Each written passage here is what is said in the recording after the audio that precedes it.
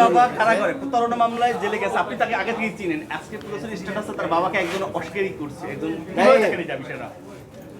পূজা জেরির বাবা আজকে নতুন জেলে যায় নাই, এর আগেও জেলে গেছে আমার এলাকায়, আমি জানি। তো এটা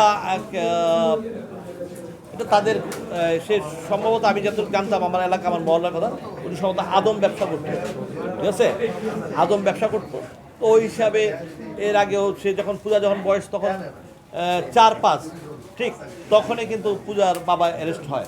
অ্যারেস্ট হওয়ার পরে পূজার মা তারা আলাদা থাকে। আমার বাসার পাশেই তারা একটা ছোট্ট একটা টেলারের দোকান, সেখানে তার মা কাপড় সেলাইতো এবং সেইখানে মেয়েটা খুব কষ্ট করে বড় হয়েছে।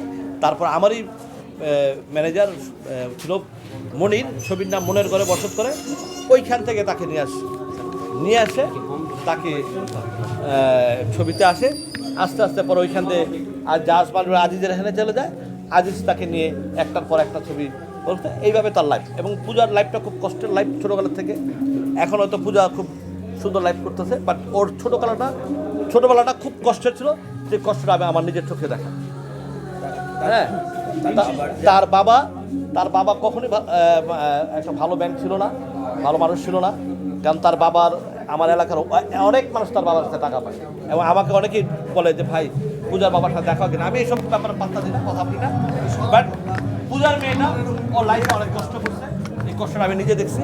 এবং পূজার মেয়েটাও দেখা যায় চমৎকার ভালো, এবং কষ্ট করে মানুষ কিন্তু কষ্টের থেকেই বড় হয়, এবং সে কিন্তু কষ্টের থেকেই বড় হয়েছে।